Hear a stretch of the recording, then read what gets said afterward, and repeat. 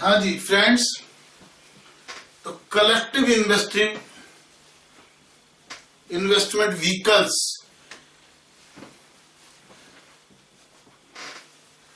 ये क्या होते हैं, इसके बारे में आज हम बताएंगे। यानी हम लोग आपस में फंड इकट्ठा करके रिटर्न कमाते हैं। कलेक्टिव यानी individuals, investors jointly money collect करके उसको इन्वेस्ट करते हैं। उसका क्या क्या तरीका है, ठीक है। तो इसके लिए तीन तरह के व्हीकल्स हैं। एक है जिसको कहते हैं हम म्यूचुअल फंड्स, दूसरा होता है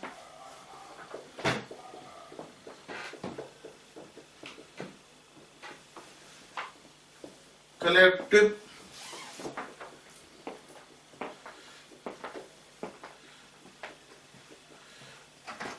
इन्वेस्टमेंट स्कीम्स,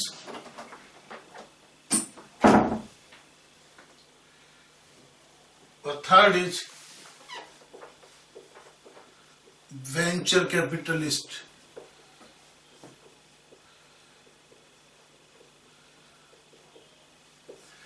ये तीन तरीके हैं किस चीज के, कलेक्टिव इन्वेस्टमेंट व्हीकल्स। तो सबसे पहले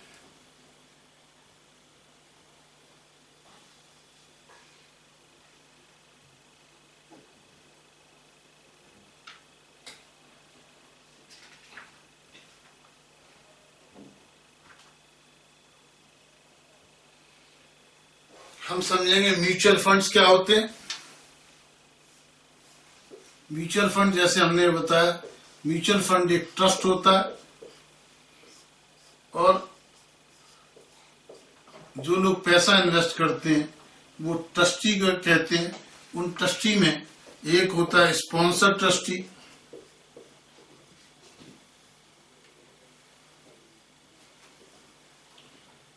ठीक है। एक होती है एएमसी, जनरली जो ट्रस्टी अपॉइंट करते हैं, और एक होती है बेनिफिशियरीज।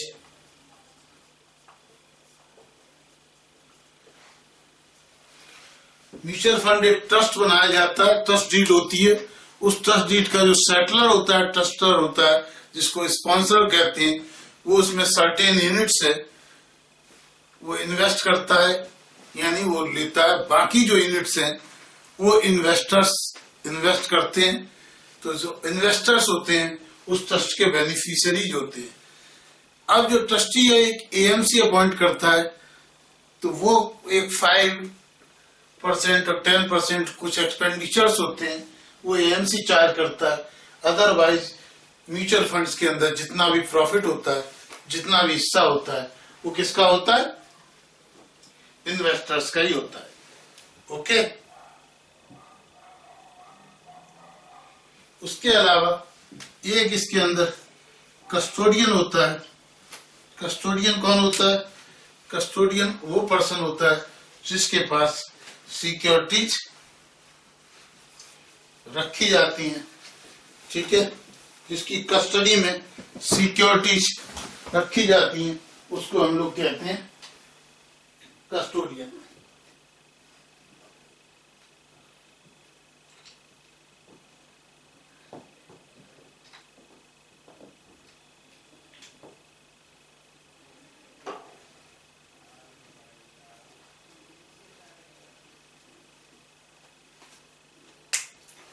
उसको क्या कहते हैं, कस्टोडियन।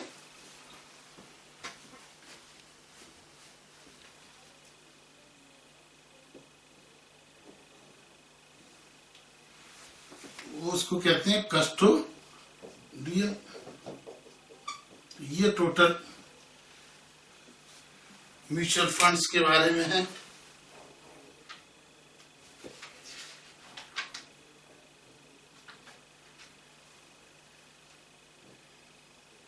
अब इस म्यूचुअल फंड को एक एक करके हम सारी स्कीमों को लेंगे। सबसे पहले हम म्यूचुअल फंड्स को ही समझ लेते हैं। तो म्यूचुअल फंड कुछ कुछ आपको समझ में आया। म्यूचुअल फंड के अंदर एक ट्रस्ट होता है, उस ट्रस्ट में मान लो ये एक फंड होता है that is created by a trust. ये ट्रस्ट होता है। ये ट्रस्टी जो है इसमें कुछ पैसा, मान लो 1 लाख यूनिट्स होती हैं, इसकी मान लो 10,000 यूनिट्स ट्रस्टी लेके इसको बनाता है। और ये ट्रस्टी जिसके पास यूनिट होती हैं, तो जितनी यूनिट्स लेते हैं ट्रस्टी और ट्रस्टी के जानकार कंपनियां, वो स्पॉन्सर्स कहलाते हैं। और ये ट्रस्टी एक असेट मैनेजमेंट कंपनी को अपॉइंट करते हैं जो कि फीस लेती है, फीस एंड प्लस एक्सपेंसेस लेती है, जो कि इस फंड को मैनेज करती है। और एक कस्टोडियन होता है जिसके पास सिक्योरिटीज रखी जाती हैं, और जो इन्वेस्टर्स होता है वो इसका बेनिफिशियरी होता है। तो बाकी यूनिट्स ये लेते हैं पर डे एनएवी निकाली जाती है, नेट एसेट वैल्यू। यानी मान लो इसकी 1 लाख यूनिट्स हैं, तो 1 लाख यूनिट्स हैं, उसकी मान लो एवरी डे शाम को 4 बजे उसकी प्राइस निकाली जाती है, और उस प्राइस के हिसाब से जो वैल्यू होती है वो डिवाइड कर दी जाती है। उसको कहते हैं नेट एसेट वैल्यू। ये हमने आपको बताया। अब हम समझते हैं कि ये म्यूचुअल फंड सेट करने का, बनाने का क्या क्राइटेरिया है एज पर लॉ। आपको यदि कोई म्यूचुअल फंड सेट करना है, setting up of a mutual fund, उसका एलिजिबिलिटी क्राइटेरिया क्या है, ये अब हम समझते हैं। Eligibility criteria for setting up of a mutual fund. ठीक है, तो अब हम समझते हैं eligibility criteria. Eligibility criteria for setting up a mutual fund. Mutual fund को सेट करने का एलिजिबिलिटी क्राइटेरिया क्या है, ये हमको समझना है। Eligibility criteria for setting up a mutual fund. सबसे पहले जो भी स्पॉन्सर हो, जैसा कि हमने बताया इसमें एक स्पॉन्सर होता है। Sponsor should have a, sponsor है उसका ट्रैक रिकॉर्ड होना चाहिए। Sponsor should have a track record. Sponsor should have a sound track record. Sponsor ऐसा होना चाहिए जिसका साउंड ट्रैक रिकॉर्ड हो, जनरल रेपुटेशन हो,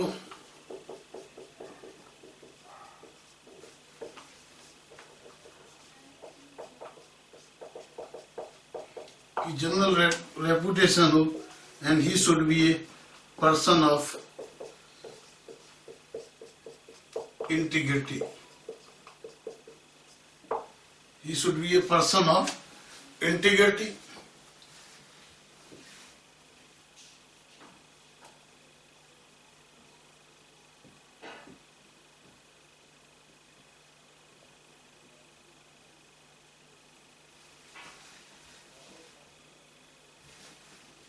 Second, ये स्पॉन्सर कम से कम 40% of the net worth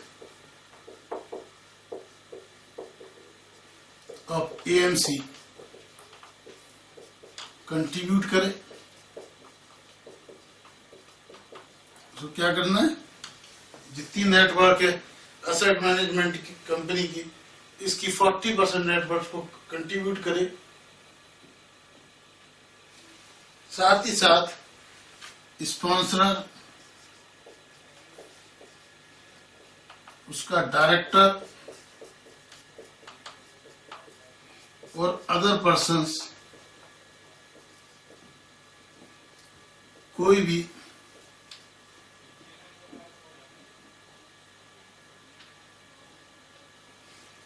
convicted ना हो, कोई भी ऐसा ना हो जिसपे कोई कन्विक्शन का चार्ज लगा हो, जेल गया हो, फ्रॉड किया हुआ हो, ऐसा कोई व्यक्ति नहीं होना चाहिए। ठीक है, वो स्पॉन्सर हो, he can set up a mutual fund. अब जो हम लोग पैसा लगाते हैं, हम डायरेक्ट शेयर मार्केट में भी लगा सकते हैं, जबकि ये जो म्यूचुअल फंड क्या काम करता है, ये हम सबसे पैसा लेता है यूनिट से और उस पैसे को शेयर मार्केट में या डिवेंचर्स में, शेयर्स और कई तरह के फंड होते हैं, इक्विटी फंड होते हैं तो इक्विटी में लगाता है, डेट फंड होते हैं तो डेट में लगाता है, गिल्ट एज फंड होते हैं गिल्ट एज में लगाता है। यानी जिस तरह के फंड होते हैं डिफरेंट डिफरेंट स्कीम निकाल के म्यूचुअल फंड इन्वेस्टर्स का पैसा शेयर मार्केट में लगाता है, जो हम डायरेक्ट भी लगा सकते हैं। लेकिन फिर हम इस म्यूचुअल फंड को क्यों चुनते हैं, इसके क्या एडवांटेज हैं, ये आज हम समझेंगे। Advantage of mutual funds, mutual funds के क्या एडवांटेज हैं ये हम समझते हैं। सबसे पहला एडवांटेज है प्रोफेशनल मैनेजमेंट।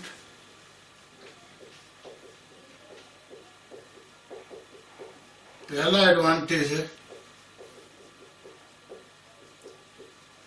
भाई ये काफी लोगों का पैसा इकट्ठा करते हैं तो they are in a position to appoint professional persons. ठीक है, तो ये जो स्किल्ड होते हैं और इनकी डेडिकेटेड रिसर्च होती है जिसकी बेसिस पे इन्वेस्टर्स को बेनिफिट होता है। दूसरा क्या है, डाइवर्सिफिकेशन। ये म्यूचुअल फंड जो हैं वो अपने फंड को डाइवर्स तरह तरह के बिजनेस में लगाते हैं, तो एक में प्रॉफिट एक में लॉस, रिस्क इससे हमारी रिड्यूस हो जाती है। साथ ही साथ फंड्स का एडमिनिस्ट्रेशन क्योंकि आउटसोर्स हो जाता है, म्यूचुअल फंड ही करता है तो फंड को एडमिनिस्ट्रेशन करना कन्वीनियंट रहता है। Over high return potential, high obliger optimal return potential.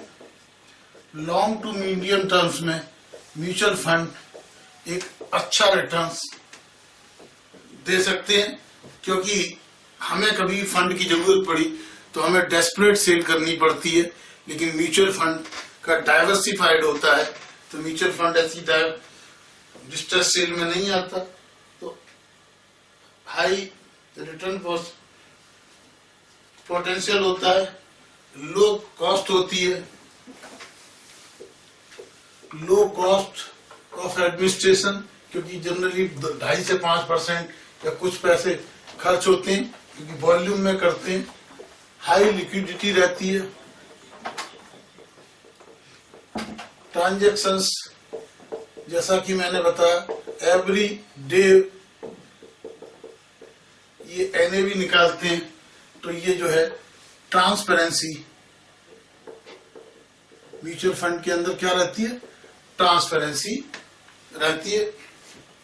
Okay, अब हम समझेंगे basic classification of mutual fund. Mutual fund कितनी तरह के होते हैं ये सब हमको समझना है। ठीक है, तो ये हम समझते हैं म्यूचुअल फंड के बारे में।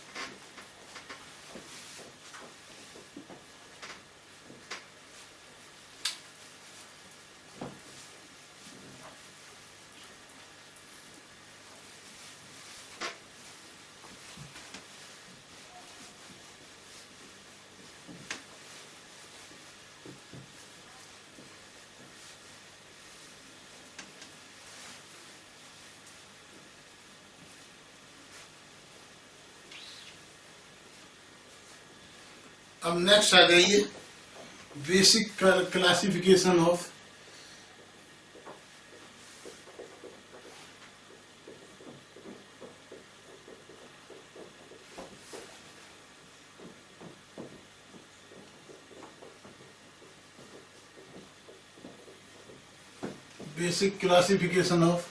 Mutual fund. तो ये जो म्यूचुअल फंड है ये होते हैं open ended and close ended. Open ended and close ended.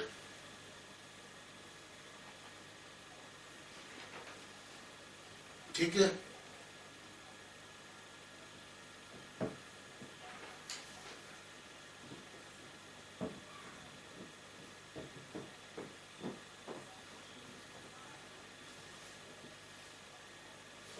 दूसरा होता है ओपन एंडेड में क्या है कि जो फंड है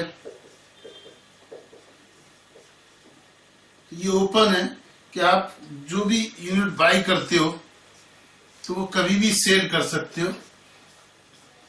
यानी जो फंड है ये by every day its own units, यानी ये बाई भी करता है, बाई सेल। तो आप कभी भी ओपन एंडेड फंड के अंदर कभी भी खरीद सकते हो। क्लोज एंडेड के अंदर फंड केवल क्या करता है म्यूचुअल फंड ओनली सेल्स, लेकिन जो हमें वो बाई नहीं करता तो हमें पैसा कैसे मिलेगा।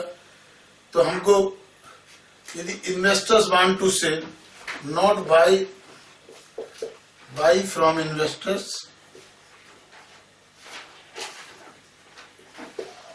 बाई कह दीजिए रीपे फ्रॉम द इन्वेस्टर्स। ये रीपे करता है ओनली ऑन मैच्योरिटी, रीपे करता है ऑन मैच्योरिटी। यदि बीच में आपको काम कराना है तो ये close ended always compulsory listed होता है। तो हमें यदि बीच में पैसा लेना है तो we have to sell units in the stock exchange. Open ended के अंदर हम म्यूचुअल फंड में जाके ही कभी भी एप्लीकेशन दे सकते हैं कि हम अपनी रिडीम करना चाहते हैं, इतनी वापस देना चाहते हैं, तो हमें पैसा वापस मिल जाता है 2-3 दिन के अंदर। जबकि क्लोज एंडेड के अंदर केवल मैच्योरिटी पे वापस मिलता है। लेकिन क्लोज एंडेड के अंदर लिक्विडिटी बनाने के लिए गवर्नमेंट ने कहा है कि इन दैट केस ये जो यूनिट्स हैं इनकी लिस्टिंग जरूरी है। तो इस लिस्टिंग जब जरूरी है तो हम क्या करेंगे, उसको जब भी हमें पैसा चाहिए we can withdraw by selling the units in the stock exchange. Okay. अब ये जो म्यूचुअल फंड है ये कितनी तरह के होते हैं ये हमें समझना है। Types of mutual funds. अब हम समझते हैं कितनी टाइप्स के म्यूचुअल फंड्स होते हैं।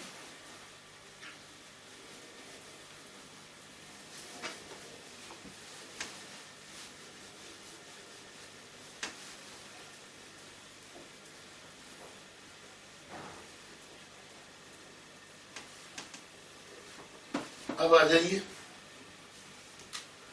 Types of mutual fund. तो mutual fund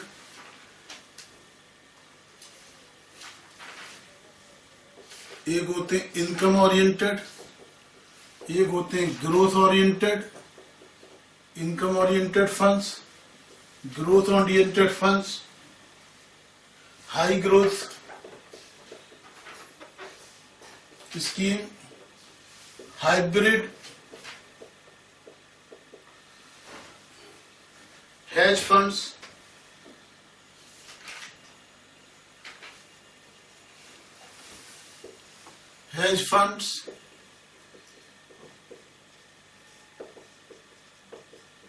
leverage funds,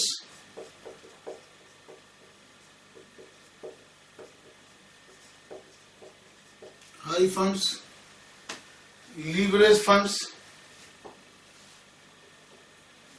private equity funds.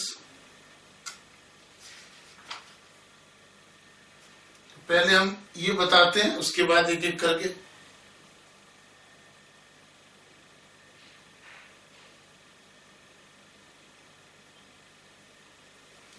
तो इनकम ओरिएंटेड फंड जो होते हैं ये फिक्स रिटर्न देते हैं। तो ये जनरली जो है ना फिक्स इनकम वाली सिक्योरिटीज में पैसा इन्वेस्ट करते हैं, जो इन्वेस्टर से लेते हैं। ग्रोथ फंड जो होते हैं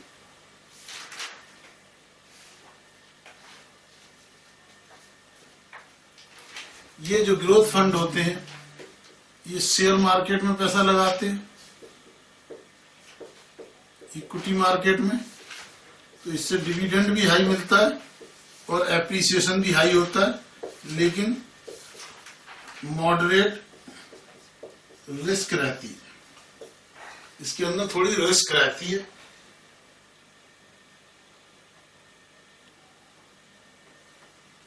हाई ग्रोथ फंड भी शेयर मार्केट में लगाता है, लेकिन एग्रेसिव शेयर्स में लगाता है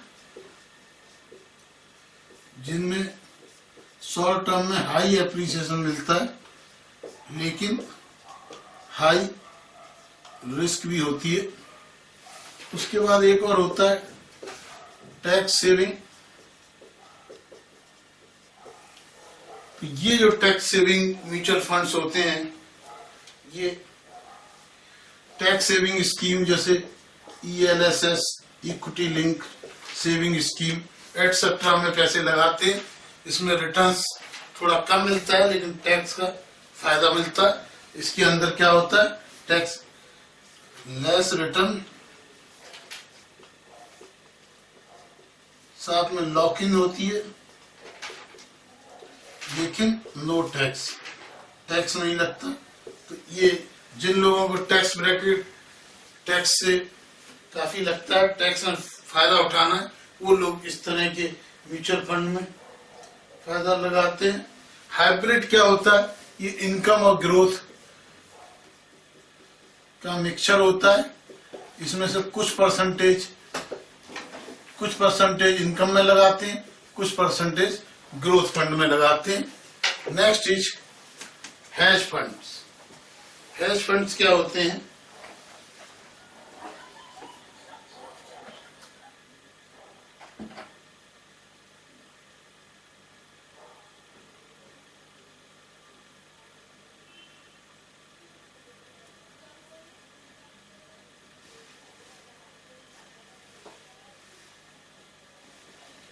ये हेज फंड जनरली कुछ वेल्दी और रिच मैन की अनरजिस्टर्ड पूल होते हैं। जिस तरह अनरजिस्टर्ड पूल होते हैं, यहाँ पर पैसा लगाया जाता है, जिसमें हाई रिटर्न मिलता है। इसको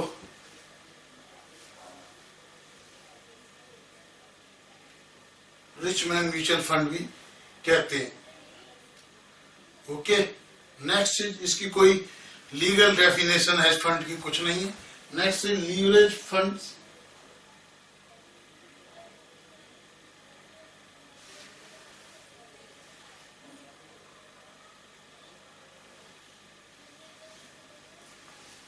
ये लीवरेज फंड होते हैं, ये क्या करते हैं, मान लो आपने 1 लाख रुपए लगाया और प्लस 1 लाख ही ये लोन लेके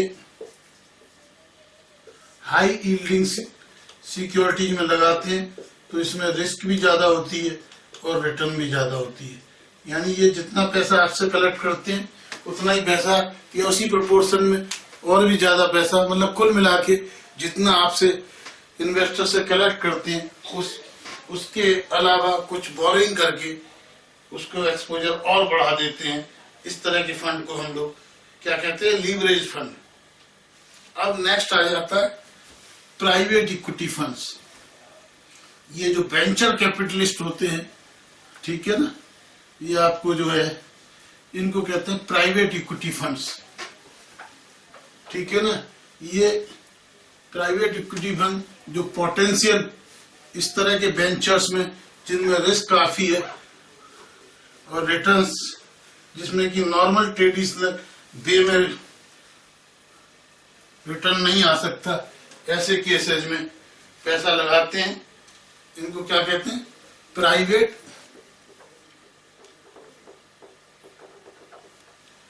इक्विटी फंड्स। हाँ जी, प्राइवेट इक्विटी फंड्स। ये प्राइवेट इक्विटी फंड्स क्या होते हैं? प्राइवेट ये अनरजिस्टर्ड इन्वेस्टमेंट फंड्स होते हैं। अनरजिस्टर्ड इन्वेस्टमेंट होते हैं। तो ये जो है, जो हाई नेट बर्थ इंडिविजुअल्स होते हैं, रिच पीपल होते हैं, ये अपनी वेल्थ पूल करते हैं। दे पूल वेल्थ, जिससे कि नए वेंचर्स को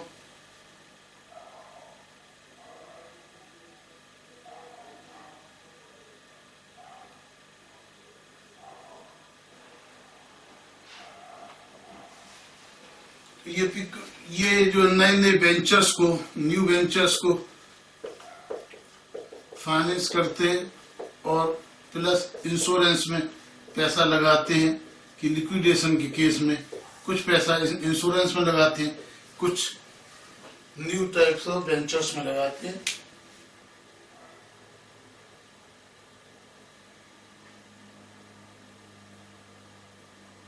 नेक्स्ट होते हैं एक्सचेंज ट्रेडेड फंड्स, जिसको हम बास्केट फंड भी कहते हैं। एक्सचेंज ट्रेडेड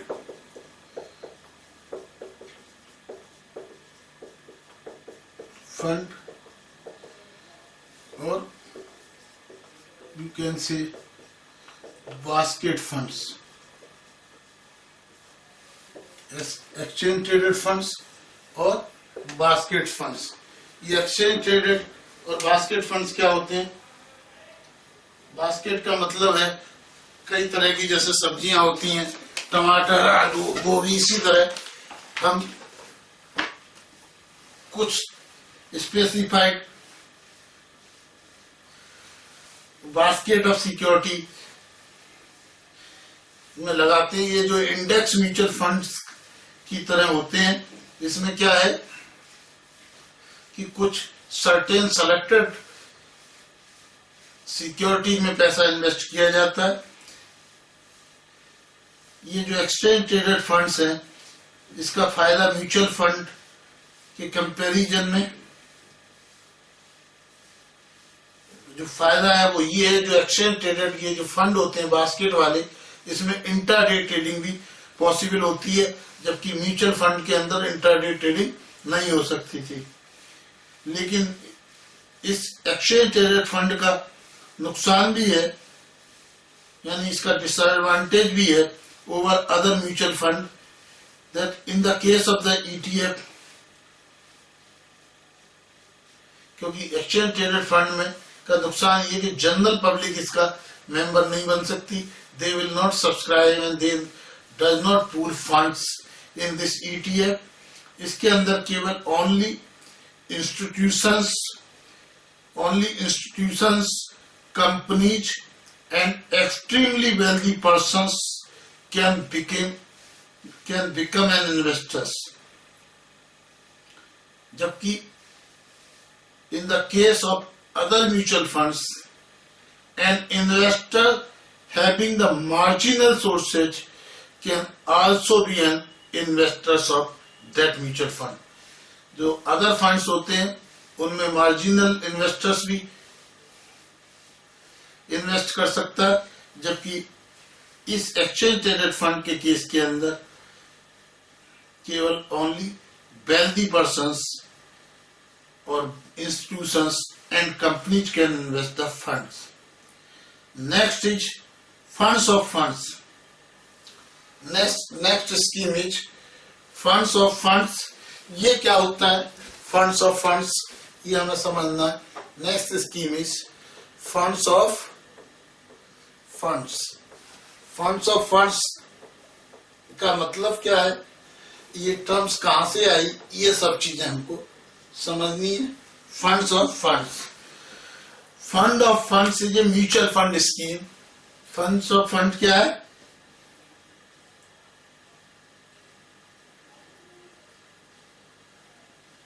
यानी इसके अंदर फंड्स ऑफ फंड क्या, एक म्यूचुअल फंड किसी दूसरे म्यूचुअल फंड की स्कीम में इन्वेस्ट करता है। यानी एक म्यूचुअल फंड है, मान लो हमने रिलायंस म्यूचुअल फंड में पैसा लगाया, रिलायंस म्यूचुअल फंड शेयर खरीदने की जगह टाटा म्यूचुअल के से की यूनिट्स ले लेता है, या टाटा म्यूचुअल फंड शेयर्स में लगाने की जगह रिलायंस की के म्यूचुअल फंड में यूनिट ले लेता है। तो इस तरह का इन्वेस्टमेंट फंड्स ऑफ फंड्स कहलाता है। ठीक है, ये जो सबसे पहले जो प्रूडेंशियल आईसीआईसीआई थी, इसने इस तरह का फंड्स निकाला। Prudential ICI was the first to introduce fund of funds in India. ये जो फंड्स हैं, they invest in the equity oriented, debt oriented and liquid scheme और सेक्टर स्पेसिफिक स्कीम। ये जो फंड्स हैं, ये इक्विटी ओरिएंटेड में इन्वेस्ट कर सकते हैं, डेट ओरिएंटेड में कर सकते हैं एंड लिक्विड स्कीम में कर सकते हैं of a specific sector specific scheme. ठीक है, तो ये हो गया आपके फंड्स ऑफ फंड्स। अब नेक्स्ट आते हैं मनी मार्केट म्यूचुअल फंड। अभी हमने थोड़ी देर लास्ट लेक्चर में, आप लास्ट टू लास्ट लेक्चर में बताया था मनी मार्केट के बारे में। तो ये मनी मार्केट जो कि शॉर्ट टर्म मार्केट होता है, इसके अंदर जो इन्वेस्ट करते हैं, इस ऐसे म्यूचुअल फंड्स को कहते हैं money market mutual funds. Okay, तो मनी मार्केट म्यूचुअल फंड्स क्या होते हैं, ये जो फंड्स हैं मनी मार्केट म्यूचुअल फंड्स, ये जो मनी मार्केट की जो शॉर्ट टर्म सिक्योरिटीज होती हैं, जैसे कि सर्टिफिकेट ऑफ डिपॉजिट्स, जो हमने क्या क्या बताए थे, हमने मनी मार्केट के अंदर बताया था commercial bills, treasury bills, certificate of deposits, commercial papers. ठीक है, जो फंड्स इनमें इन्वेस्ट करते हैं उनको मनी मार्केट म्यूचुअल फंड्स कहलाते हैं। ठीक है, उसके अलावा आजकल आपको पता है रियल एस्टेट म्यूचुअल फंड्स, हालांकि रियल एस्टेट की आजकल हालत खराब चल रही है, लेकिन बीच में काफी तेज था, तो रियल एस्टेट म्यूचुअल फंड भी आए। उसके अलावा गोल्ड ट्रेडेड म्यूचुअल फंड्स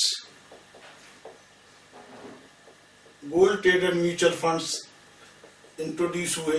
तो ये रियल एस्टेट, उसके अलावा एक आई कैपिटल प्रोटेक्शन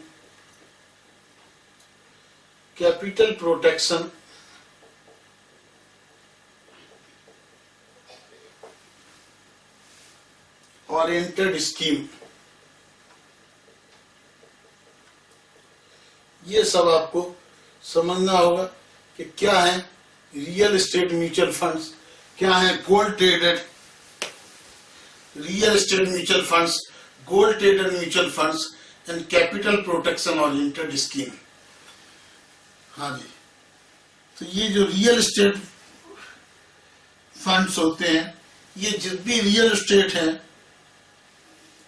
गोल्ड वाले हैं, और ये जो जनरली ये जो म्यूचुअल फंड्स होते हैं रियल एस्टेट के, ये क्लोज एंडेड होते हैं, है ना। और ये जो रियल एस्टेट, जैसा कि नाम से ही आपको लगता है, रियल एस्टेट क्या होता है, जमीन जायदाद, हाउस, मकान, प्रॉपर्टी, इंफ्रास्ट्रक्चर्स, इनमें इन्वेस्ट जो करते हैं म्यूचुअल फंड्स, उसको कहते हैं रियल एस्टेट फंड्स।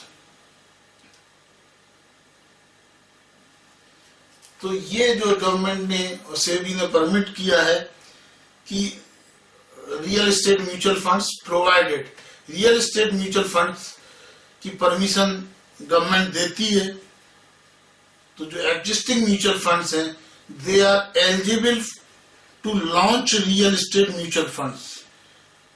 लेकिन इसके लिए क्या देखना पड़ेगा, if they have adequate number of experienced key personnel and director. यदि जो एग्जिस्टिंग म्यूचुअल फंड्स वाले लोग हैं उनके पास एक्सपीरियंस स्टाफ है, पर्सनल है, डायरेक्टर्स हैं, तो वो क्या कर सकते हैं, वो real estate mutual funds launch कर सकते हैं। तो पहली रिक्वायरमेंट होना चाहिए कि जो mutual funds existing mutual funds है, अगर उनके पास एक्सपीरियंस स्टाफ है तो वो real estate mutual fund launch कर सकते हैं। लेकिन सबसे बड़ी इसमें कंडीशन क्या है कि जो स्पॉन्सर हो वो कम से कम लास्ट 5 ईयर से रियल एस्टेट बिजनेस में होने चाहिए। They should be in the real estate business for last 5 years. ठीक है। और ये जो रियल एस्टेट फंड जो भी होगा वो क्लोज एंडेड फंड होगा। Every real estate fund should be a close ended fund and it should be listed in the stock recognised stock exchange.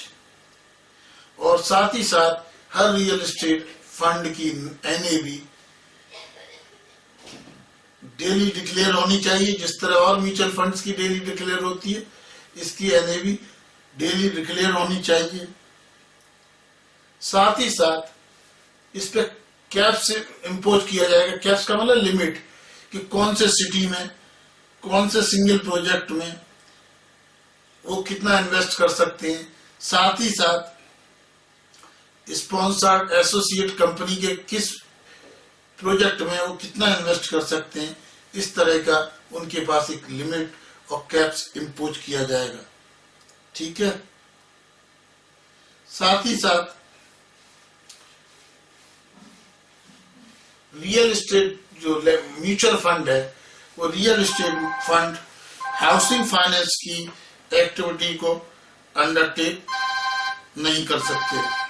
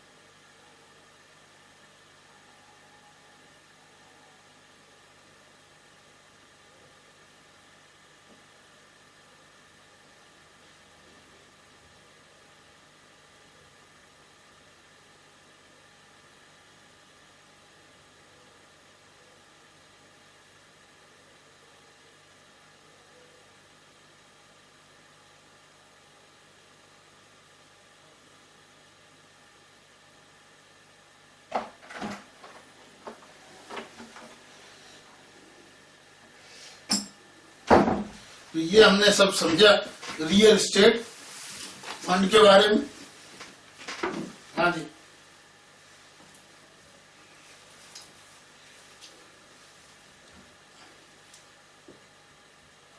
तो कुल मिला के ये जो फंड्स हैं इनके नाम से ही क्लियर हो रहा है, जो रियल एस्टेट म्यूचुअल फंड्स हैं जो रियल एस्टेट में इन्वेस्ट करते हैं वो रियल एस्टेट फंड्स, और जो गोल्ड ज्वेलरी में इन्वेस्ट करते हैं प्राइमरली वो गोल्ड ट्रेडेड फंड्स कहलाते हैं। रियल एस्टेट फंड्स के लिए जैसा हमने बताया कि real estate funds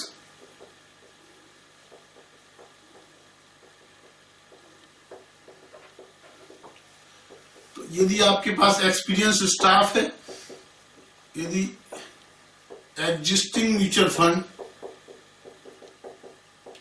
existing registered mutual fund के पास यदि एक्सपीरियंस स्टाफ है, 5 इयर्स का उसको प्रॉपर्टी का एक्सपीरियंस वाला स्पॉन्सरर है, साथ में अगर कैप्स लगा दिया जाता है, कैप्स का मतलब है लिमिट, किस प्रोजेक्ट में कितना लगा सकते हैं, किस सिटी में, किस प्रोजेक्ट में, ठीक है, किस कंपनी में इसका कैप्स लगाया जा सकता है, एसोसिएटेड कंपनी का कैप्स लगाया जा सकता है।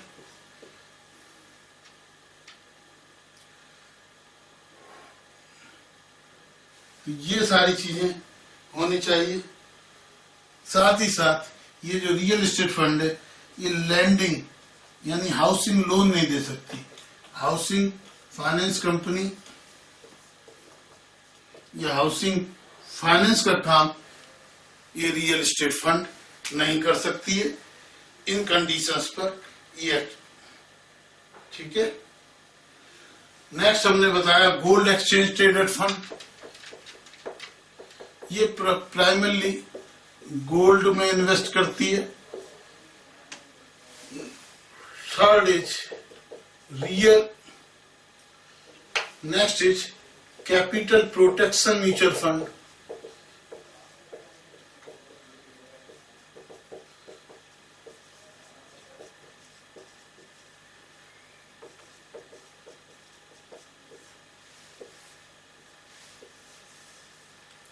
कैपिटल प्रोटेक्शन म्यूचुअल फंड क्या होता है, ये इस तरह से अपने को डिजाइन करता है कि जिससे उसकी कैपिटल ऐसो रहे, मान लो 1 लाख रुपीज आपने इन्वेस्ट किए, अब 5 साल 3 साल बाद 3 इयर्स के बाद में उसने क्या किया, 60,000 तो फिक्स इनकम ऐसे में कर दिए कि वो जो है 1 लाख हो जाए फिक्स इनकम बियरिंग में, डिवेंचर्स में। बाकी जो 40,000 बैलेंस है वो हमने लगा दिया इक्विटी शेयर्स में। तो कुल मिला के क्या होगा, यदि वो 40,000 नील भी हो जाए तो हमारी कैपिटल 1 लाख की 1 लाख बची रहेगी। इस तरह से डिजाइन किया जाता है, ऐसे फंड को कहते हैं कैपिटल प्रोटेक्शन फंड। ओके, इसको क्या कहते हैं, capital protection funds.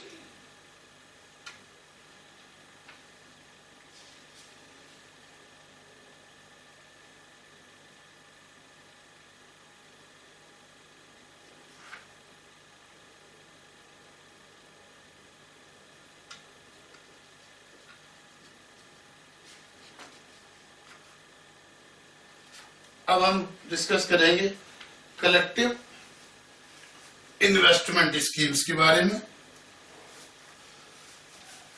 Next is collective investment schemes.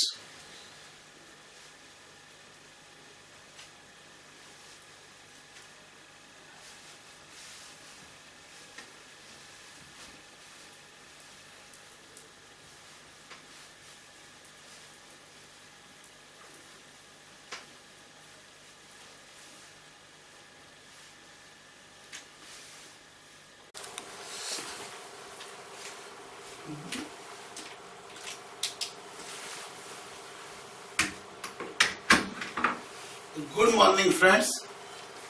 तो आज हम शुरू कर रहे हैं concept of mutual fund. Mutual fund, okay. तो आज हम समझेंगे what is mutual fund, what is mutual fund, what is NAV, what is mutual fund, what is NAV, इसकी हम वैल्यूएशन रूल,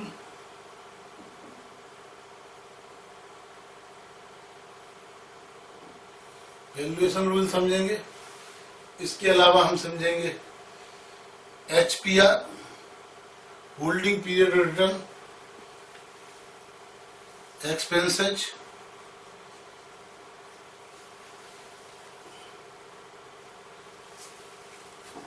रेट्स, और म्यूचुअल फंड में हम समझेंगे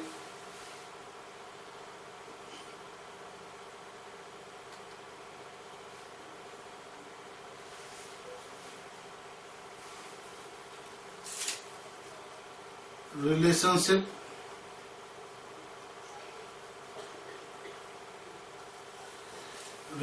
समझेंगे। उसके अलावा हमारे को समझना क्या है, लोड समझेंगे, दोनों तरह के, entry load and exit load. Okay, entry load समझेंगे, एग्जिट लोड समझेंगे। उसके बाद में कंसेप्ट समझेंगे डिस्काउंट का, प्रीमियम का, डिस्काउंट का कंसेप्ट, प्रीमियम का concept.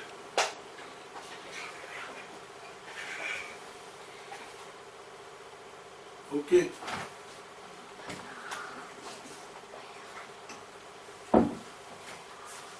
Effect of dividend,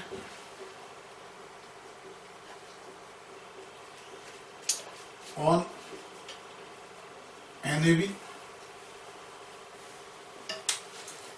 return on mutual fund, return on mutual fund,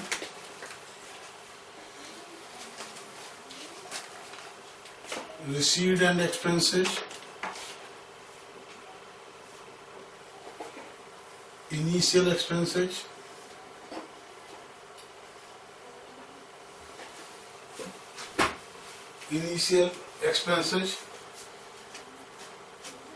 okay.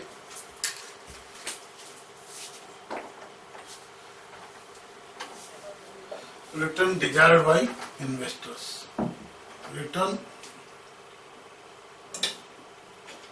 desired by investors। तो हम म्यूचुअल फंड में ये सारी चीजें आपको समझाएंगे कि म्यूचुअल फंड होता क्या है, नेट असेट वैल्यू NAV क्या होती है, म्यूचुअल फंड के वैल्यूएशन के क्या रूल है,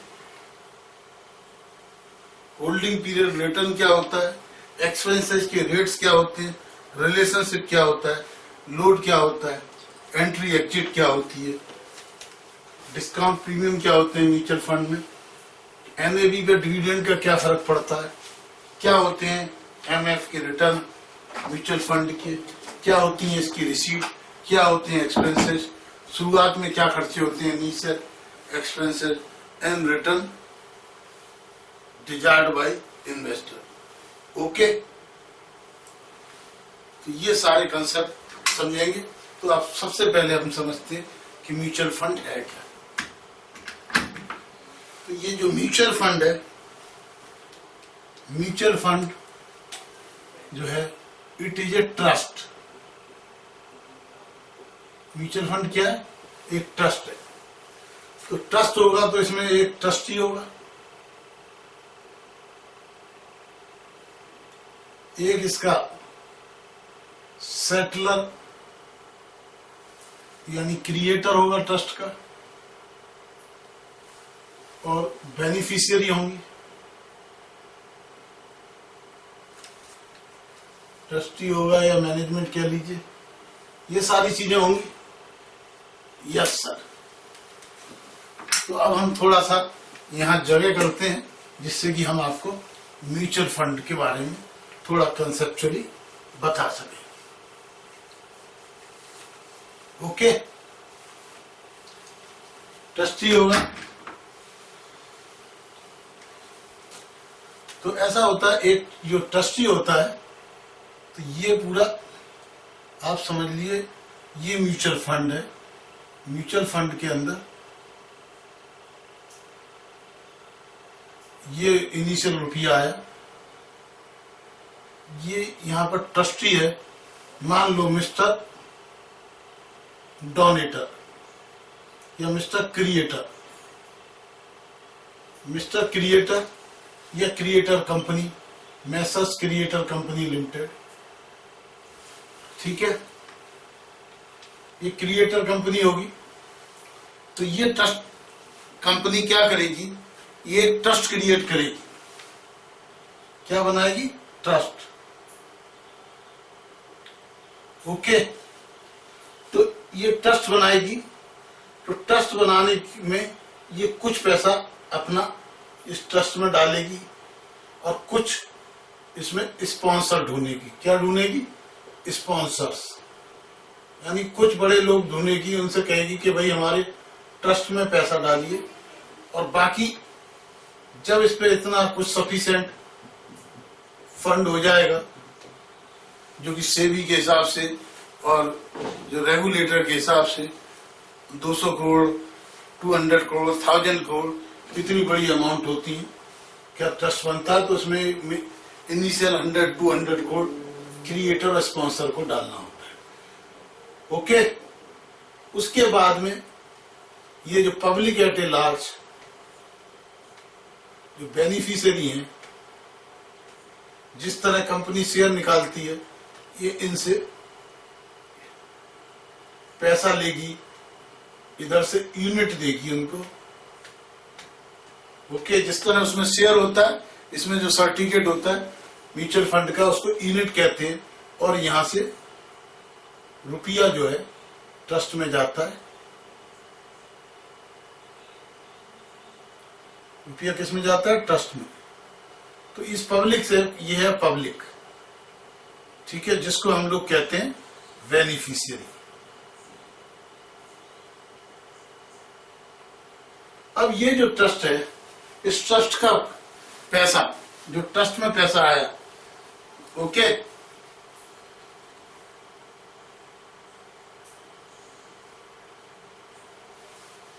तो ये ट्रस्ट है। तो इस ट्रस्ट में अब ये पूरा ट्रस्ट भर गया इनके पैसे से। अब इस ट्रस्ट का पैसा कहीं दूसरी कंपनियों में शेयर्स परचेज करने में, रिलायंस के शेयर ले लिए, टीसीएस के ले लिए, इन्फोसिस के ले लिए, इस तरह के शेयर्स में ये पैसा, शेयर्स में, डिवेंचर्स में और गवर्नमेंट सिक्योरिटीज में अलग अलग तरीके से मिक्स, ठीक है, ट्रेजरी बॉन्ड्स में, गिल्ट सिक्योरिटीज में, इस तरह ये इन्वेस्ट करते हैं। तो ये जो इन्वेस्ट करेगा, अभी क्रिएटर ने तो बना दिया, स्पॉन्सर ने बना दिया, पब्लिक, तो इनमें इन्वेस्ट करने के लिए एक अपॉइंट की जाती है ट्रस्टी, यानी वो अपॉइंट करते हैं एएमसी, ठीक है।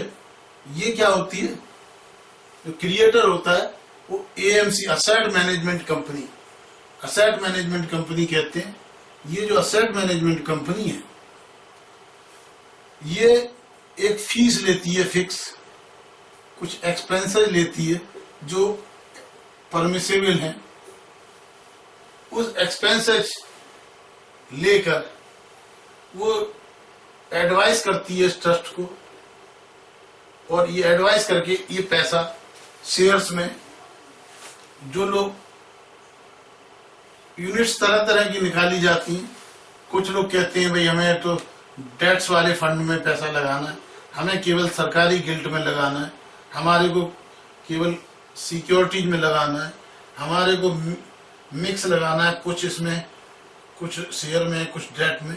जिस तरह की स्कीम्स होती हैं उस स्कीम के थ्रू पैसा आता है और ये जो पैसा है इस पैसे से फिर रिटर्न आता है और इस रिटर्न को बेनिफिशियरी में बांटा जाता है आफ्टर डिडक्टिंग एक्सपेंसेस। तो पैसा ट्रस्ट को होता है, लेकिन ये एक्सपेंसेस का पैसा कहां से आएगा? तो क्या होता है, ये जितना ट्रस्ट है इसकी वैल्यू को, टोटल वैल्यू को नेट असेट वैल्यू कहते हैं, यानी नेट असेट वैल्यू। तो जितनी यूनिट होती हैं तो पर यूनिट होती है, तो डेली की डेली इसकी एनएवी निकाली जाती है, डेली एनएवी नेट असेट निकाली जाती है और नंबर ऑफ यूनिट से डिवाइड कर दिया जाता है कि आप इस रेट पर खरीद सकते हो, इस पर बेच सकते हो। सर इस पे खरीद लेंगे और बेच देंगे तो इनके एक्सपेंसेस कैसे निकलेंगे? ओके, तो इसमें से कुछ एक्सपेंडिचर्स इसको दिए जाते हैं जो अलाउ होते हैं। इसके अलावा इसमें दो चीजें होती हैं, एक होता है एंट्री लोड और एक होता है एग्जिट लोड। एंट्री लोड का मतलब क्या होता है कि जब कोई यूनिट खरीदता है तो जितनी एनएवी है, एनएवी मान लो एक यूनिट की इस समय 22 रुपए एनएवी है, तो उस पर मान लो 2% 22 रुपए 44 पैसे, या ये समझ लो कि 0.4 पैसे।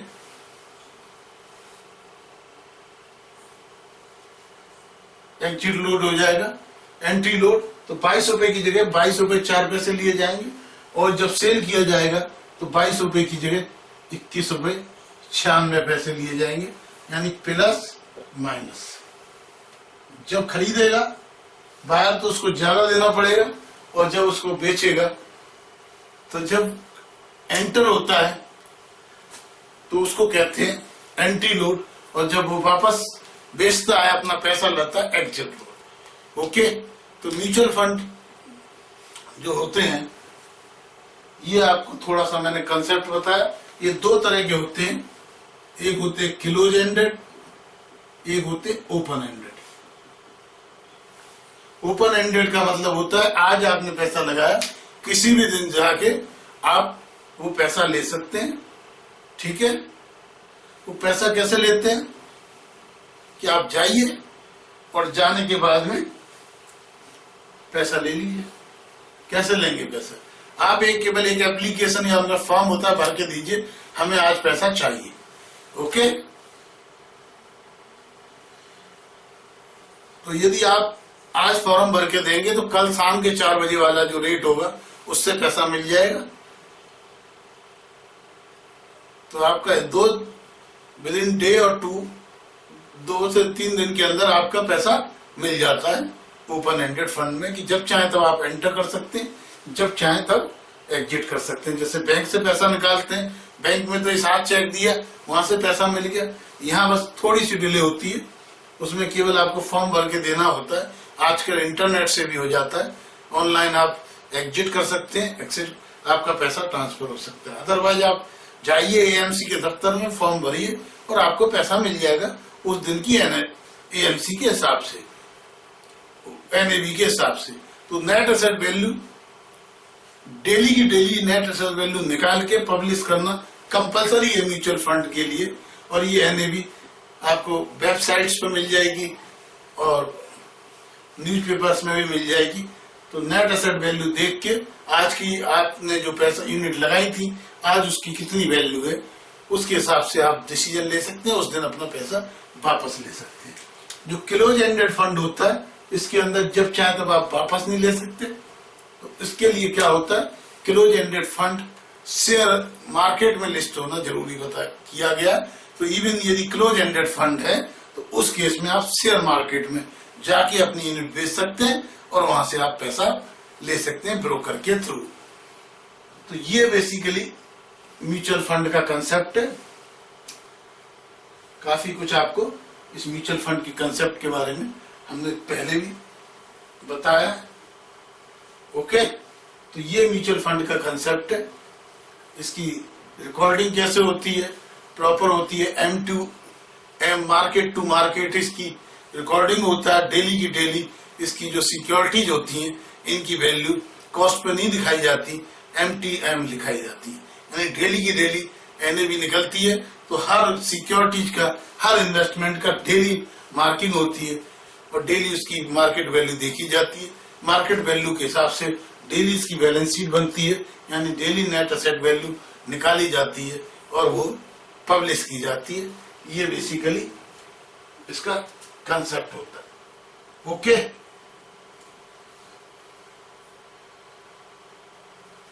तो कुल मिला के क्या है, ये जो म्यूचुअल फंड है ये बेसिकली सेफ इन्वेस्टमेंट है एज कम्पेयर टू इक्विटी, क्योंकि यहाँ पे एक्सपर्ट बैठे होते हैं AMC के थ्रू और पूरी ट्रांसपेरेंसी होती है ना, और सारा काम एक्सपर्ट लोग देखते हैं। दूसरी चीज, ये किसके लिए, इसको पैसिव इन्वेस्टमेंट कहा जाता है, क्योंकि इसमें सारा काम AMC करती है।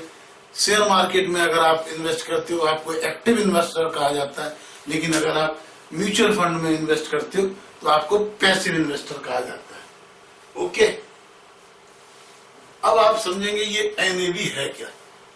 नेक्स्ट क्वेश्चन आता है, ये आपने म्यूचुअल फंड के बारे में बहुत कुछ समझा, अब आप समझते हैं NAV है क्या। मैं आपको NAV बता ही चुका हूं। NAV क्या है, net asset divided by number of units.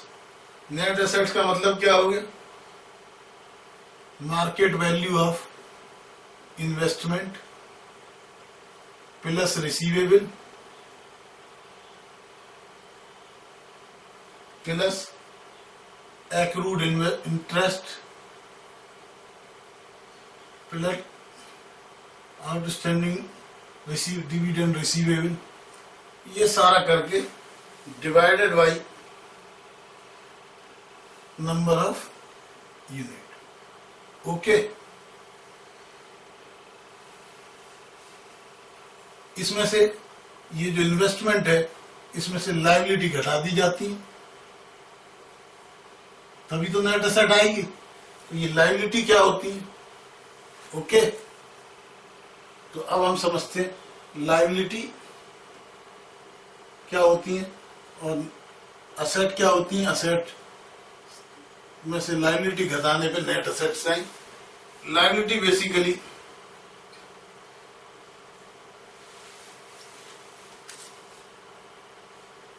Outstanding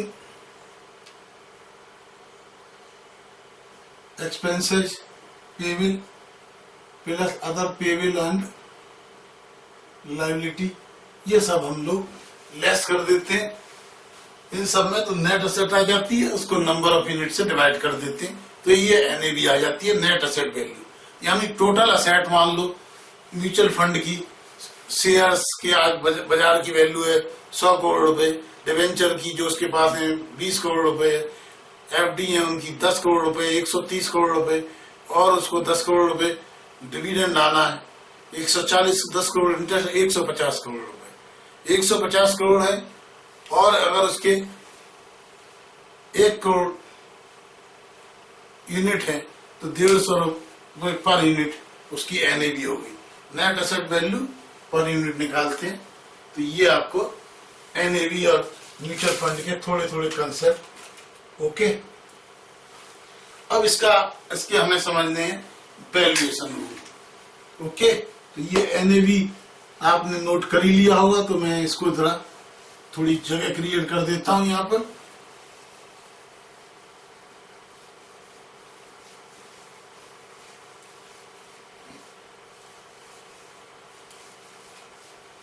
हाँ जी, अब इसके वैल्यूएशन रूल क्या क्या होते हैं।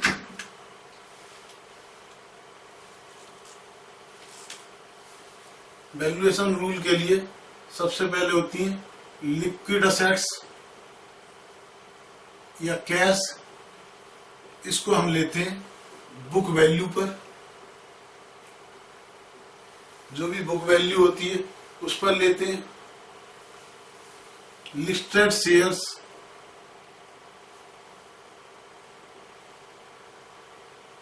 Okay, not held for sale, इसको अब लेते हैं करंट मार्केट प्राइस पर, डेली मार्केट प्राइस कह दीजिए, daily market price, okay. Debentures and bonds को या तो क्लोजिंग प्राइस के हिसाब से लेते हैं या यील्ड के हिसाब से, जो अभी तक हमने बॉन्ड का वैल्यूएशन में आपको बताया था उसके हिसाब से लेते हैं। जो इलिक्विड एसेट्स होती हैं उनमें लास्ट बुक वैल्यू, जो भी बुक वैल्यू होती है, लास्ट बुक वैल्यू है ना, और estimated market price, whichever is lower, इन दोनों में से whichever is lower. NAV निकालने के लिए सबसे पहले हमें, ठीक है, लेकिन ये जनरली ये लेते हैं estimated market price only if suitable और असर्टेनेबल, अदरवाइज इसमें भी बुक वैल्यू ले लेते हैं। तो ये जब भी हम एनएवी निकालेंगे तो एनएवी निकालने के लिए वैल्यूएशन रूल तो आपको पता होना ही चाहिए। यस सर, तो जब भी हमें एनएवी निकालनी है तो ये वैल्यूएशन रूल हमको समझने ही होंगे, ठीक है। कोई फिक्स इनकम सिक्योरिटी होती है तो उनका वैल्यूएशन हम करंट यील्ड के हिसाब से करते हैं, करंट यील्ड के हिसाब से, ओके। फिक्स इनकम सिक्योरिटीज होती हैं तो उसका वैल्यूएशन हम करते हैं करंट यील्ड के हिसाब से, ओके।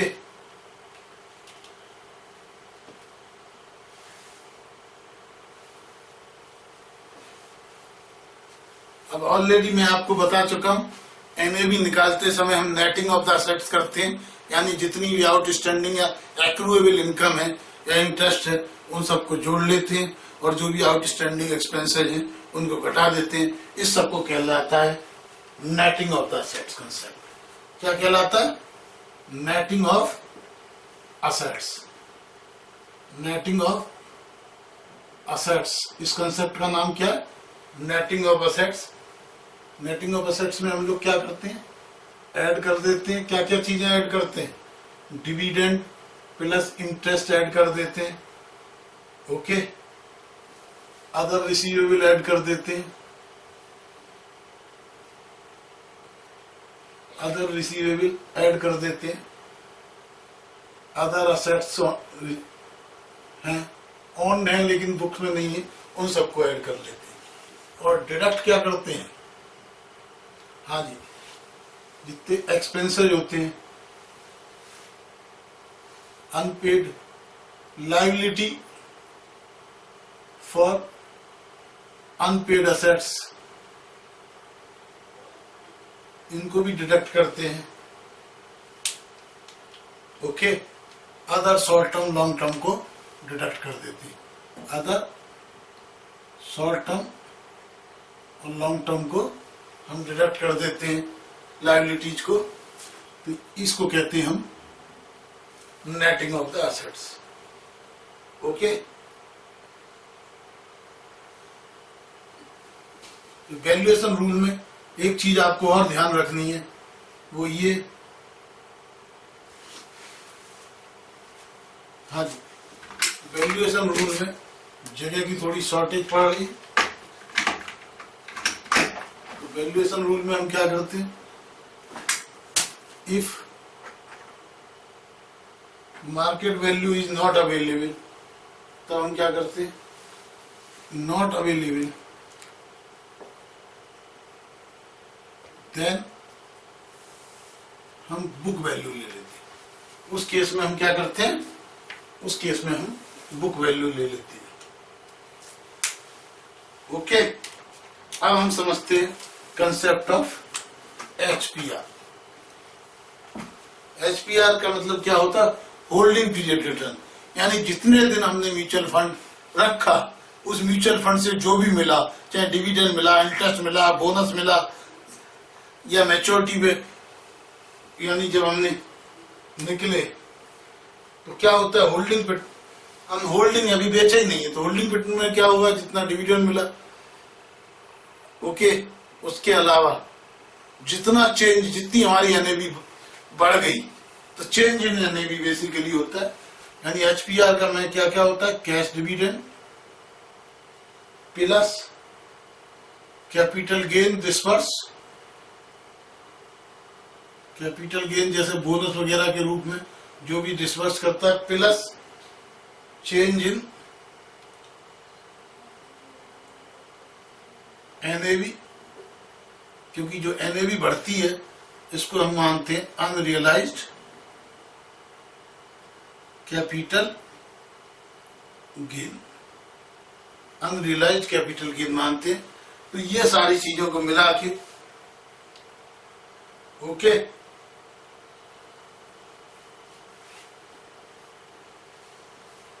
तो इसको हम कैलकुलेट कैसे करेंगे, होल्डिंग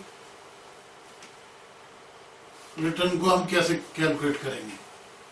हाँ जी, ये अभी बाद में दोबारा लिख लेंगे। इसको हम कैलकुलेट कैसे करेंगे, तो कैलकुलेट के लिए बहुत आसान है, हमने किया रिटर्न इक्वल टू, हाँ जी, closing NAV, closing NAV minus opening NAV, yes, plus dividend plus capital gain divided by opening NAV into 100। ये हमारा होल्डिंग पीरियड रिटर्न का फार्मूला ही बन गया जी। हाँ जी, समझ में आया, होल्डिंग पीरियड रिटर्न समझ में आया। हाँ जी, समझ में आया। अब नेक्स्ट कंसेप्ट जो एक्सपेंसेज और वो हमने मिटा दिया, तो इसके लिए उसको लिखने के लिए हम ये वाली जगह यूज कर लें। यस, तो ये तो हम समझ चुके हैं म्यूचुअल फंड, तो ये हम अब यूज कर लेते हैं।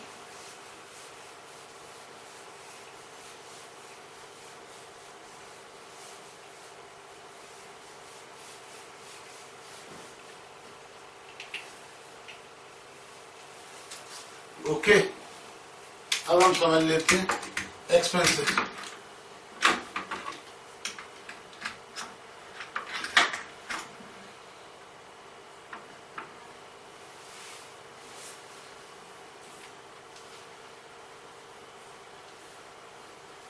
अब इसको समझने के लिए एक बेसिकली हम एक एवरेज एनएवी पहले समझते हैं। एवरेज एनएवी क्या होती है, क्लोजिंग एनएवी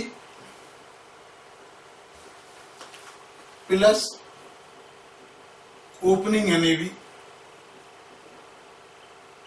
डिवाइडेड बाय 2, यानी ओपनिंग एनएवी और क्लोजिंग एनएवी दोनों को जोड़ कर हम एवरेज निकाल सकते हैं। तो यहां से हमने मिटाए थे क्या, एक्सपेंसेस रेशो।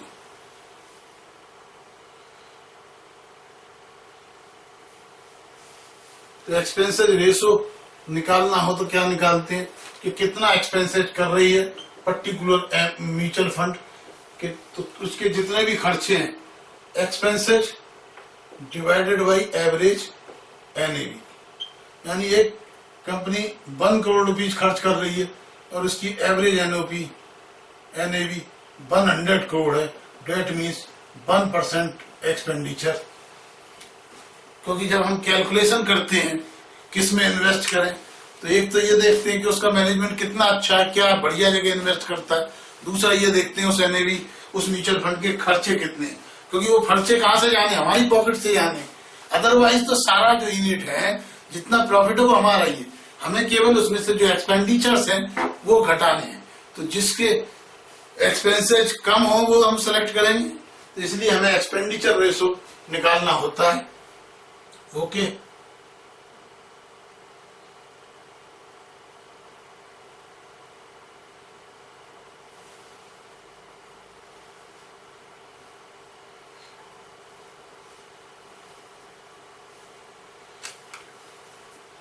अब ये जो फायदा कितना होता है, प्रॉफिट क्या होता है म्यूचुअल फंड का, रिटर्न ऑन म्यूचुअल फंड, ये कहीं हमने लिखा था, मिटाना पड़ेगा, कोई बात नहीं, रिटर्न दोबारा लिख देते।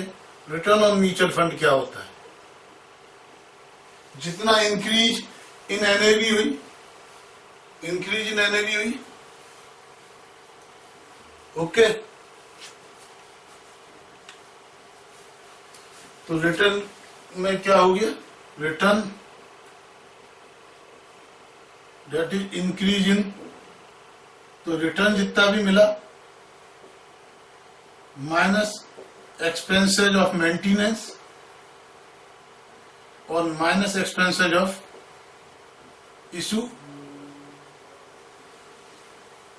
तो जितना रिटर्न हुआ यानी जितना हमको डिविडेंड प्रॉफिट फायदा हुआ उस फायदे में से एक्सपेंडिचर घटा दीजिए और जब स्कीम लॉन्च की उसकी खर्चे निकाल दीजिए, ठीक है। तो ये रिटर्न ऑन एमएफ और रिटर्न डिजायर्ड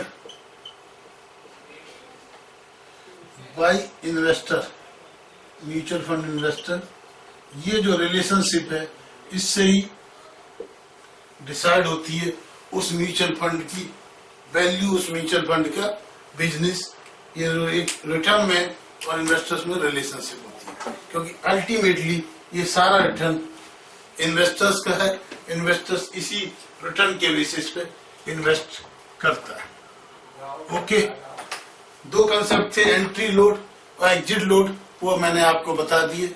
एंट्री लोड होगा तो आप 1 लाख रुपए का माल खरीदेंगे तो आपको 1000 रुपए यदि एंट्री लोड है, 1%, 0.1% है तो, है ना, 1% है तो कितना आया, 1 लाख का 1% 1000, तो 1% यदि एंट्री लोड है तो 1 लाख का यदि यूनिट खरीदेंगे तो 1,01,000 आपको देना पड़ेगा। और अगर आपकी वो यूनिट पर बढ़ के हो गई 2 लाख रुपए का, तो 2 लाख रुपए जब हम वापस लेंगे तो 2 लाख में से 1% यदि एग्जिट लोड भी है तो 1% घटा के 1,98,000 मिलेगा। ये जरूरी नहीं है कि एंट्री लोड और एग्जिट लोड सेम हो, 1% हो या 1% हो, ये मैंने केवल एग्जाम्पल के लिए दिया। एंट्री लोड 0 भी हो सकता है, एग्जिट लोड भी 0 भी हो सकता है, एंट्री लोड 2% भी हो सकता है, एग्जिट लोड 3% हो सकता है, 2%, 3%, कुछ भी हो सकता है, लेकिन with in the parameter of guiding rules. Okay, तो ये कंसेप्ट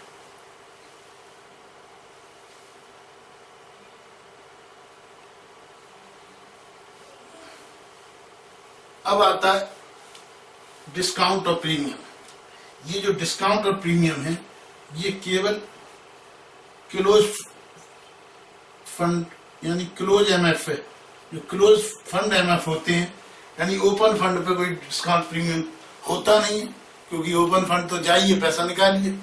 मार्केट में लिस्ट क्या होता है, क्लोज फंड, ओपन फंड की तो एक ही वैल्यू होती है, एनएवी वैल्यू, उसकी और कोई मार्केट वैल्यू होती नहीं। लेकिन क्लोज फंड क्योंकि स्टॉक एक्सचेंज में लिस्ट होता है, ओके, तो M market price minus NAV, जो उसकी एनएवी होती है, डिवाइडेड बाय एनएवी। ओके, तो ये यदि पॉजिटिव में होती है, पॉजिटिव होती है तो प्रीमियम कहलाता है, और नेगेटिव होती है तो डिस्काउंट कहलाता है। यानी मार्केट प्राइस एनएवी से ज्यादा है, यानी वो क्लोज फंड प्रीमियम पे चल रहा है, परसेंटेज निकालने के लिए इनटू हम 100 कर देते हैं, तो ये हमें क्लोज फंड एमएफ की डिस्काउंट प्लस और प्रीमियम पता लग जाता है। ओके,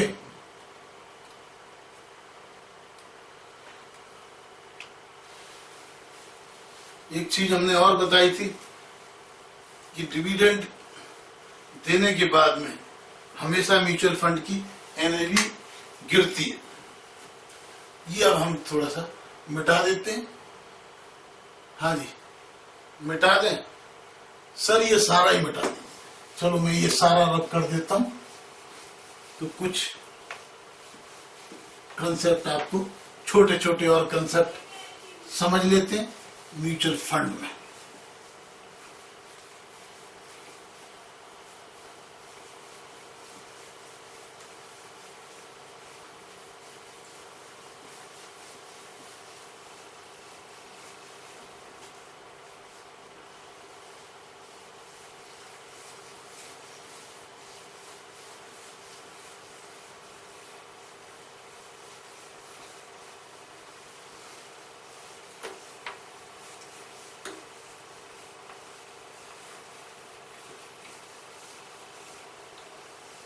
हाँ जी, अब हम समझ लेते हैं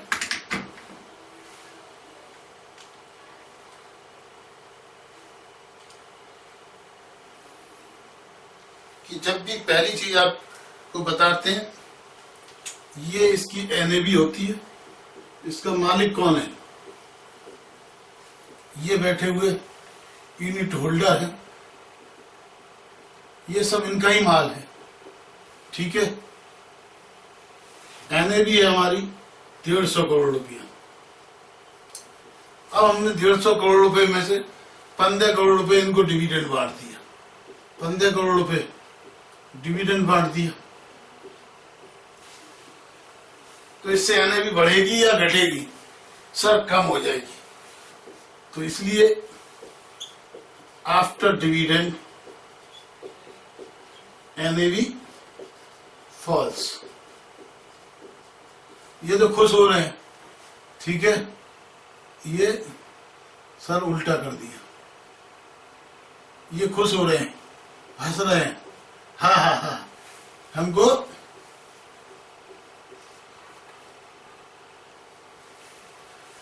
तो डिविडेंड मिल रहा है, लेकिन एमएफ म्यूचुअल फंड की एनएवी कम हो रही है।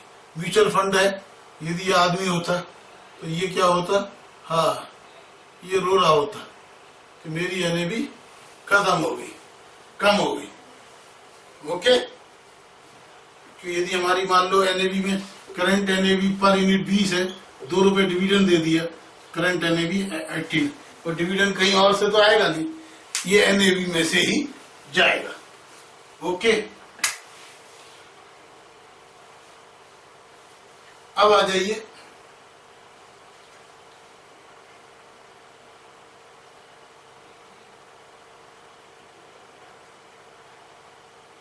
कि ये जो म्यूचुअल फंड जो अपना डिविडेंड बांटते हैं, इनकम एक्रीशन का, ये क्या क्या स्कीमें होती हैं? तो ये अलग, जैसे डिविडेंड पॉलिसी थी, इसी तरह म्यूचुअल फंड की डिस्ट्रीब्यूशन पॉलिसी होती है। ओके, तो डिस्ट्रीब्यूशन पॉलिसी क्या क्या हो सकती है म्यूचुअल फंड की? किस किस बेस पे हो सकता है? एक हो सकता है dividend divided dividend plan scheme. Okay, एक हो सकती है DP ratio, dividend pay out ratio scheme.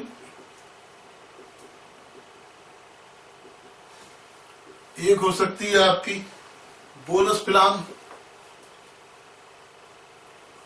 Okay, एक हो सकता है बोनस प्लान।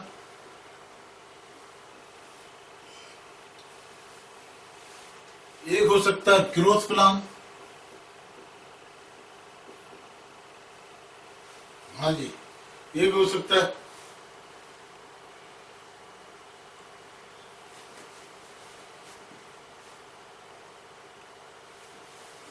डिविडेंड री इन्वेस्टमेंट प्लान,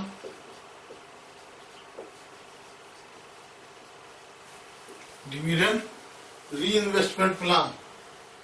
ओके, तो ये डिविडेंड प्लान स्कीम क्या होती है? इसमें एक फिक्स डिविडेंड दिया जाता है पर यूनिट, कि इतना हम फिक्स रिटर्न मिलेगा ही मिलेगा। इसके अंदर डिविडेंड पे आउट स्कीम के अंदर मान लो 100 प्रॉफिट हुआ कि हम 40% बांट देते हैं, डिस्ट्रीब्यूट कर देते हैं और बाकी 60% रिटेन कर लेते हैं। इस बेसिस पर डिस्ट्रीब्यूशन हो जाता है। बोनस प्लान के अंदर क्या होता है कि हम बोनस में यूनिट देते हैं। ओके, जिस तरह बोनस शेयर्स में होता है इसी तरह यूनिट बोनस में देते हैं, या फिर जो एग्जिस्टिंग यूनिट होल्डर हैं उनके फर्दर इन्वेस्टमेंट में बोनस डिडक्ट कर देते हैं, राइट इशू की तरह समझ लीजिए। ग्रोथ प्लान के अंदर हम डिस्ट्रीब्यूशन ना करके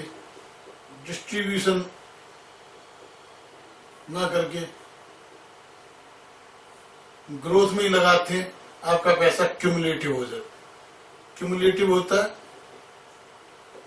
डिविडेंड री इन्वेस्टमेंट प्लान में डिविडेंड डिक्लेयर तो जरूर होता है, डिविडेंड डिक्लेयर होता है, लेकिन वो डिविडेंड कैश में नहीं मिलता, बल्कि उसको री इन्वेस्ट कर दिया जाता है ऑन योर बिहाफ। ये सारी स्कीमें म्यूचुअल फंड अपनी डिस्ट्रीब्यूशन पॉलिसी या डिविडेंड पॉलिसी के लिए इस्तेमाल करते हैं। ओके, बाकी जो कंसेप्ट है एम का, उसकी वैल्यूएशन का, बैलेंस शीट का, प्रॉफिट एंड लॉस का, ये सारी चीजें आपको पढ़ना ही होता है। ऑडिट के अंदर भी आपको ये सारे कंसेप्ट पढ़ने होते हैं। फाइनेंशियल रिपोर्टिंग में भी म्यूचुअल फंड का आपके यहाँ क्वेश्चन है, चैप्टर है, लेकिन ये मैंने एसएफएम के एंगल से पूरा आपको म्यूचुअल फंड के सारे कंसेप्ट क्लियर कराए हैं। अब हम एक सेपरेट क्लास लेंगे म्यूचुअल फंड में, जिसमें कोई भी जो क्वेश्चन आंसर जो ई बुक के अंदर हमने दिए हुए हैं, ओके, वो सब आपको करने हैं और उसमें कोई भी क्वेरी है उन सबको हम लोग लेंगे। Okay, thank you very much.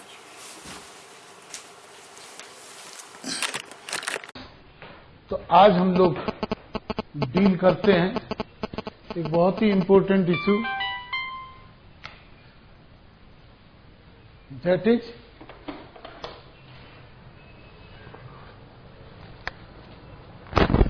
Audit of mutual fund. बेटे सबसे पहले ये म्यूचुअल फंड होता क्या है, क्या होता है म्यूचुअल फंड, इसको हम समझेंगे। बेटे ये जो म्यूचुअल फंड है ये एक ट्रस्ट होता है।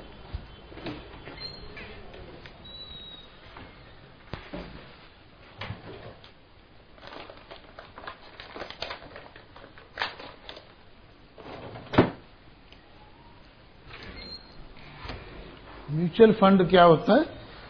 म्यूचुअल फंड एक ट्रस्ट होता है। Mutual fund is a trust.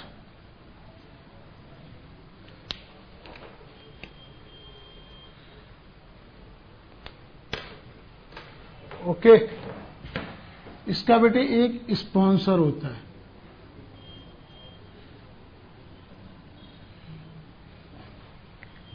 और एक होते हैं ट्रस्टी, जिनको हम लोग क्या कहते हैं, जो ट्रस्टी होते हैं जिनको हम लोग एसेट मैनेजमेंट कंपनी के नाम से जानते हैं। तो बेटे जैसे बात हो रही है रिलायंस म्यूचुअल फंड। तो रिलायंस म्यूचुअल फंड बेसिकली है ट्रस्ट। रिलायंस म्यूचुअल फंड क्या है? Reliance mutual fund is a trust. ये एक ट्रस्ट है जिसको स्पॉन्सर किया है रिलायंस ग्रुप ने। रिलायंस ग्रुप ने स्पॉन्सर किया है, यानी इसकी मेजर इन्वेस्टमेंट किया है। ट्रस्टी क्या है? Reliance capital limited. जो म्यूचुअल फंड को मैनेज कर रहे हैं वो असेट मैनेजमेंट कंपनी है। एक होता है इसके अंदर कस्टोडियन,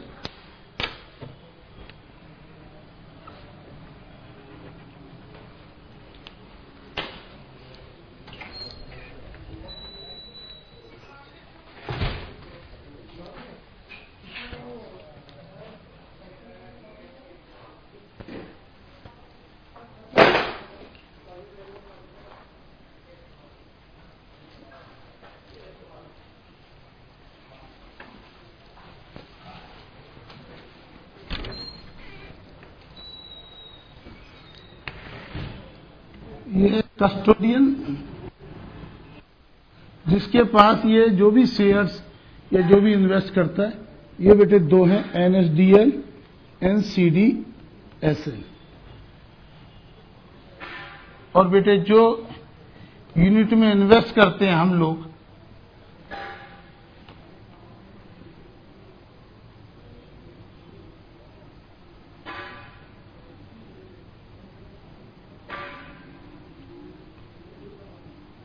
ये सब हम लोग क्या हैं? ये हैं बेनिफिशियरी।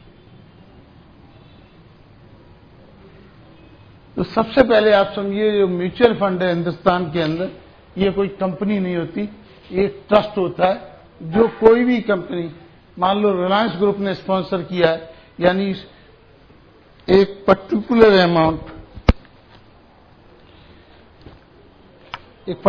अमाउंट रिलायंस ग्रुप क्या करता है? इन्वेस्ट करता है कि इतनी यूनिट्स कम से कम रिलायंस ग्रुप लेता है। इसको कहते हैं स्पॉन्सर। इसका एक कस्टोडियन होते हैं। कस्टोडियन बेटे दो हैं, NSDL एंड CDSL। और इस तरह ये ट्रस्ट क्रिएट होता है। इसके ट्रस्टी होते हैं, वो असेट मैनेजमेंट कंपनी होती है रिलायंस कैपिटल लिमिटेड। जनरली बेटे क्या होता है कि कंपनी का जो ऑडिट होता है वो स्पॉन्सर को कराना चाहिए, लेकिन यहां पर इन the case of the mutual fund सारी रेस्पॉन्सिबिलिटी किसकी होती है? ट्रस्टी की। सारी रेस्पॉन्सिबिलिटी होती है ट्रस्टी की। तो बेटे ये जो है, जो ट्रस्टी है, ये क्या करता है? ऑडिटर को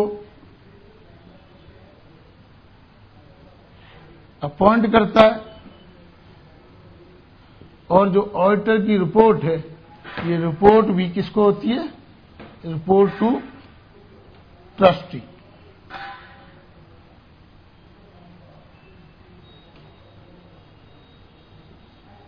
ओके। तो सबसे पहले आपको म्यूचुअल फंड के अंदर समझना है, म्यूचुअल फंड एक ट्रस्ट होता है, इसमें कस्टोडियन होता है। ओके। स्पॉन्सर्स होते हैं, जिस तरह हम लोग यूनिट्स लेते हैं, जिस तरह कंपनीज के शेयर्स लेते हैं, म्यूचुअल फंड के अंदर हम लोग यूनिट लेते हैं। तो स्पॉन्सर एक पर्टिकुलर, एक बिगर अमाउंट, मिनिमम 100 करोड़ रुपए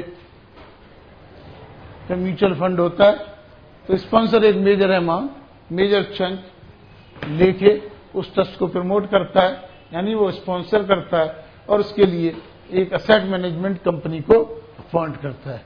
फॉर ऑल प्रैक्टिकल पर्पजेस हम लोग जो म्यूचुअल फंड को जानते हैं, वो हम असेट मैनेजमेंट कंपनी के नाम से जानते हैं। समझ में आया? यस।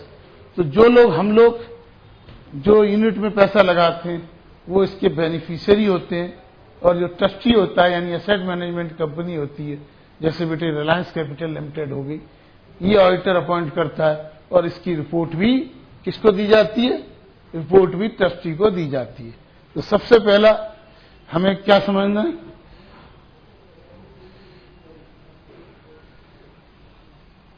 कि in the case of the mutual fund auditor is appointed by trustee, trustee appoint करता है। समझ में आ गया? कुछ समझ में आया? म्यूचुअल का मतलब क्या है? म्यूचुअल का मतलब ये कंपनी नहीं है, हम सब ने मिलकर पैसा इकट्ठा किया है और उस पैसे का ये लोग शेयर्स में इन्वेस्ट करते हैं। काम क्या है? जिस तरह हम लोग इन्वेस्ट करते हैं, एक स्पॉन्सर्स होता है, वो एक बड़ी अमाउंट इन्वेस्ट करता है, यानी ज्यादा अमाउंट की यूनिट्स लेता है, और उस काम को, इस सारे फंड को मैनेज करने के लिए एक एसेट मैनेजमेंट कंपनी अपॉइंट कर देता है। एसेट मैनेजमेंट कंपनी का काम क्या है? इसका काम केवल ये डिसाइड करना है कौन से शेयर खरीदने हैं, कौन से शेयर बेचने हैं, कहां पैसे को इन्वेस्ट करना है। बाकी ये सारा पैसा आपका है, इस एसेट मैनेजमेंट कंपनी को प्रॉफिट एंड लॉस से कुछ लेना देना नहीं। वो सारा जो पैसा है, कस्टोडियन जो एनएसडीएल एंड सीडीसीएल हैं, गवर्नमेंट की national security depository limited and central depository and security limited, इनके पास आपका सारा शेयर, सिक्योरिटी, गवर्नमेंट सिक्योरिटी जो भी इन्वेस्ट करते हैं रखा जाता है। इस सब का बेनिफिट मिलता है बेनिफिशियरीज को, और बेनिफिशियरीज को प्लस स्पॉन्सर पे भी बेनिफिशियरी होता है, क्योंकि कुछ परसेंटेज उसके पास होते हैं। और ये ट्रस्ट असेट, इसको एक सर्टेन परसेंटेज ऑफ प्रॉफिट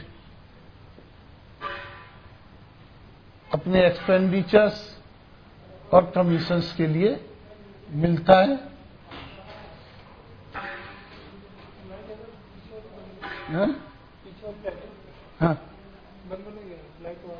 बंद कर, हाँ बंद कर दो। कौन सी? हाँ वो कर दी कर। नहीं ये चल ही रहने का।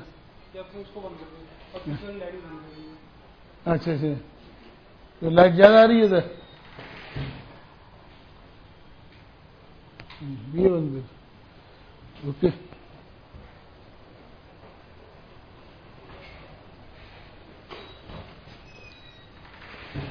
तो बेटे ये बेसिक आपने समझा। तो इसमें जो है ऑडिटर कौन अपॉइंट करता है? ऑडिटर ट्रस्टी अपॉइंट करता है। ट्रस्टी केवल एक सर्टेन परसेंटेज लेता है। ये एक मैंने बेसिक फ्रेमवर्क आपको बताया म्यूचुअल फंड्स का। ओके, अब आप समझिए इसकी जो ऑडिट रिपोर्ट होती है, इस ऑडिट रिपोर्ट में हम तीन चीज लिखते हैं। एक तो हम लिखते हैं ऑब्टेन्ड ऑल इंफॉर्मेशंस, दूसरा ट्रू एंड फेयर, और तीसरा बेटे ये जिस तरह हम लोग शेड्यूल 6 के हिसाब से बनाते हैं, एक 9th शेड्यूल है सेबी की, तो ये जो म्यूचुअल फंड है उस 9th शेड्यूल के हिसाब से बनाना होता है। तो हमें तीन चीजें लिखनी होती है, सारी information which are required for the purpose of the audit has been obtained. Balance sheet and P&L reflect true and fair view and 9th schedule के हिसाब से ये हमारी हो गई ऑडिट रिपोर्ट।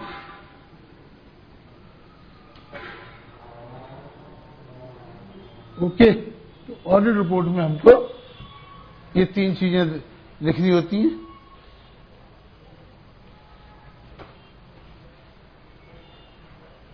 ओके, इसके अलावा जो सेबी है, सेबी कोई भी इंस्पेक्टर अपॉइंट कर सकती है। किस काम के लिए? जो काम बेसिकली हम लोग ऑडिट के लिए करते हैं। पहला कि जो बुक्स हैं, बुक्स ऑफ अकाउंट्स सेबी के हिसाब से maintained as per SEBI,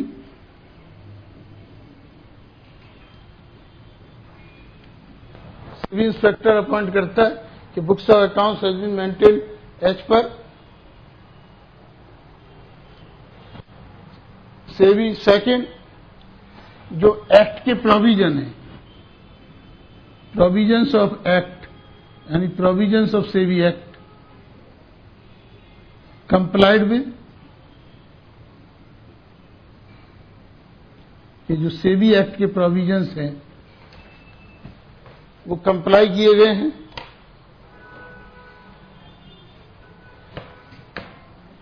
systems and procedures,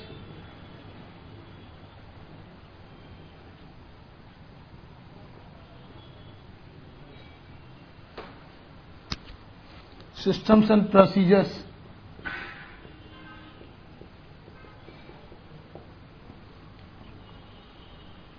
adequate हैं,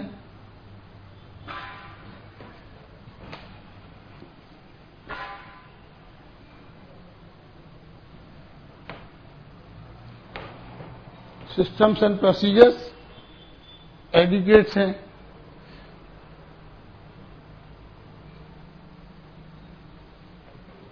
तो इंस्पेक्ट करके देखेगा किताब सी के एक्ट कंप्लाई किया गया है। साथ में देखेगा इंस्पेक्टर एनी वायलेशन, कोई वायलेशन तो नहीं है, any violation of act, act की कोई वायलेशन तो नहीं है। साथ में जो कंप्लेंट्स यदि कोई हैं, कंप्लेंट्स को इन्वेस्टिगेट करेगा। साथ में ये एंश्योर करेगा कि ये जो म्यूचुअल फंड है ये इन्वेस्टर्स के इंटरेस्ट, इन्वेस्टर्स को ध्यान में रख के रन हो रहा है। तो बेटे हमको क्या देखना है? Books of accounts maintained as per SEBI, provisions of the act complied with, system and procedures adequate, interest of the investors, any violation of the act and complaint. Okay, तो बेटे इससे भी कोई भी इंस्पेक्टर अपॉइंट कर सकता है। वो पहली चीजें ये देखेगा कि किताबें सेबी के हिसाब से रखी गई हैं या नहीं, जो एक्ट के प्रोविजंस हैं वो कंप्लाई हो रहे हैं या नहीं, सिस्टम एंड प्रोसीजर्स एडुकेट हैं या नहीं, और इंटरेस्ट ऑफ द इन्वेस्टर्स ध्यान रखा जा रहा है या नहीं। यानी म्यूचुअल फंड जो रन कर रहा है, म्यूचुअल फंड जो चल रहा है या म्यूचुअल फंड के जो अफेयर्स हैं, कार्यकलाप हैं, वो इन्वेस्टर्स के हित में हैं। ओके, अब जो मोस्ट इंपोर्टेंट थिंग्स है आपके एग्जाम के लिए, सबसे ज्यादा इंपोर्टेंट जिस पे क्वेश्चन आ सकता है वो है ये बेटे रिक्वायरमेंट ऑफ 9th शेड्यूल। जिस तरह बेटे अपने बैंकिंग, अपने कंपनी एक्ट के लिए शेड्यूल 6 है, म्यूचुअल फंड के लिए क्या है? शेड्यूल 9। तो हमको सबसे ज्यादा इंपॉर्टेंट जो ऑडिट ऑफ म्यूचुअल फंड में देखना है, रिक्वायरमेंट ऑफ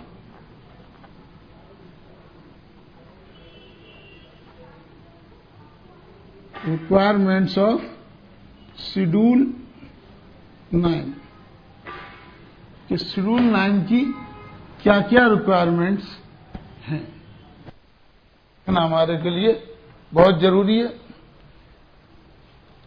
तो सबसे पहली requirement MTM, mark to market, mark to market. इसका मतलब क्या हुआ कि बैलेंस शीट के अंदर हमेशा, बैलेंस शीट के अंदर हमेशा इन्वेस्टमेंट जो है मार्केट रेट पे, यानी बैलेंस शीट के अंदर ऑल इन्वेस्टमेंट, बेटे इन्वेस्टमेंट कॉस्ट प्राइस पे ना दिखा के eight market price, not cost price.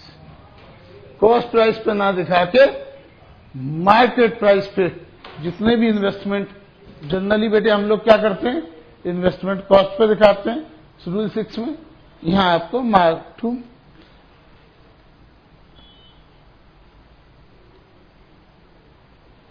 Okay. अब बेटे जब मार्क टू मार्केट हम दिखाएंगे तो बेटे जो डिविडेंड है, डिविडेंड या बोनस जो हमको रिसीव होने वाला है, तो जो भी बेटे डिविडेंड या बोनस होगा तो वो बेटे क्या उस दिन हम रिकॉग्नाइज करेंगे जिस दिन सिक्योरिटी या तो एक्स डिविडेंड हो जाएगी या एक्स बोनस। समझ में आया? क्योंकि बेटे मान लो यदि 100 रुपए का शेयर है, उस पर 20 रुपए डिविडेंड डिक्लेयर हो गया, तो जब तक बेटे वो कम डिविडेंड है तो बाजार में वैसे ही 120 का चल रहा है, और जिस दिन वो डिविडेंड की डेट निकल जाएगी तो हो सकता है 100 हो जाए, 102 हो जाए। तो अगर हम डिविडेंड डिक्लेयर को भी अपनी इनकम मांग लेंगे और मार्केट वैल्यू पर एट मार्केट प्राइस पे हम सिक्योरिटीज को दिखाएंगे तो डबल डबल बुकिंग हो जाएगी। यस सर, समझ में आया? कैसे होगी डबल बुकिंग? प्राइस क्या हो जाएगी बेटे, 100 रुपए का है और डिविडेंड के साथ में कम डिविडेंड बाजार में चल रहा है 120। जिस दिन डिविडेंड की डेट निकल जाएगी तो उस दिन ये फिर हो जाएगा 100 रुपए। अब क्योंकि हम मार्केट प्राइस पे लेते हैं तो हमने इसको 120 लिया, प्लस 20 रुपए हमने डिविडेंड रिसीवेबल दिखा दिया, तो ये डबल डबल हो जाएगा नहीं हो जाएगा? Yes sir. तो इसलिए बेटे क्या करते हैं, डिविडेंड और बोनस को हमेशा उस दिन को हम रिसीवेबल दिखाएंगे जिस डेट को वो शेयर या सिक्योरिटी एक्स डिविडेंड या एक्स बोनस हो जाएगी।